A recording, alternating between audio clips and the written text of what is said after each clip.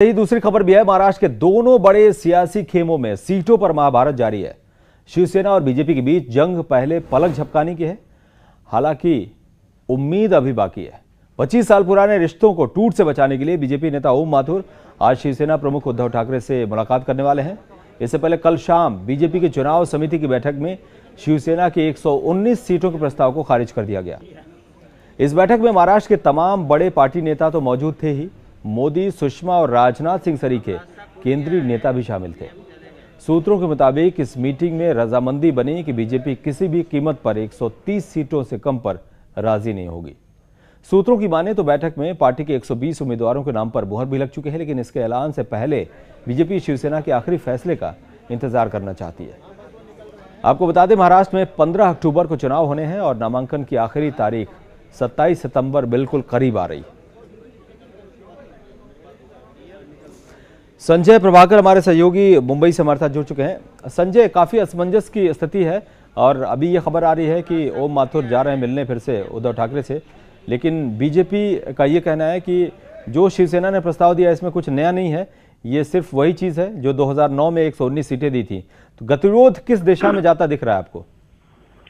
जी देखिए, जिस तरीके से असमंजस की स्थिति बनी हुई है ये बात साफ है। कल जो है शिवसेना के प्रमुख जो हैं उद्धव ठाकरे, उन्होंने पार्टी कार्यकर्ताओं को संबोधित करते हुए सीधे सीधे साफ कर दिया कि पिछले लोकसभा चुनाव में जिस तरीके से बाला साहब ठाकरे ने मोदी जी को, नरेंद्र मोदी जी को वचन दिया था साथ देने का, उनको सम्मान दिया गया, उस तरीके से मोदी जी चुनकर आए और अब जो है महाराष्ट्र में, राज्य में जो है शिवसेना को वही सम्मान मिलना चाहिए।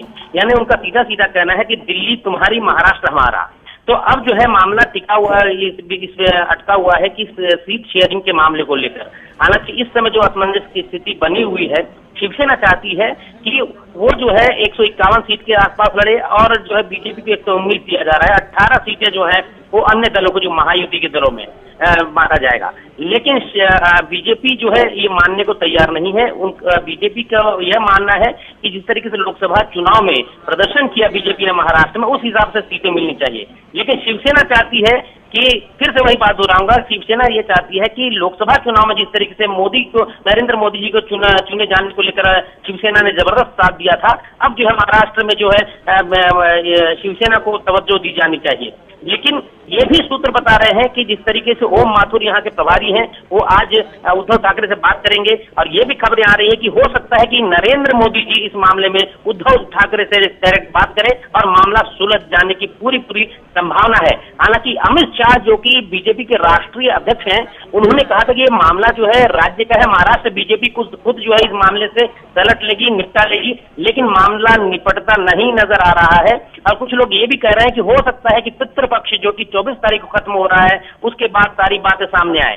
लेकिन ये राजनीति है और बहुत जल्द इसमें निर्णय लेना है, क्योंकि 26 और 27 के अंदर जो है नामों की सूची और इसके साथ जो है नामांकन को लेकर तय किया जाना है। तो ऐसे में हो सकता है आज शाम तक तस्वीर साफ हो, लेकिन उद्धव ठाकरे जो है अपने कार्यकर्ताओं को के मनोबल को देखते हुए, कार्यकर्ताओं को सपोर्ट को देखते हुए, पार्टी नेताओं को सपोर्ट को देखते हुए मानने के मूड में नहीं है और बीजेपी को जो 119 सीट दे रहे हैं उससे ज्यादा के मानने के मूड में नहीं है। जी संजय, आपका बहुत बहुत शुक्रिया। जैसे आपके पास कोई अपडेट आया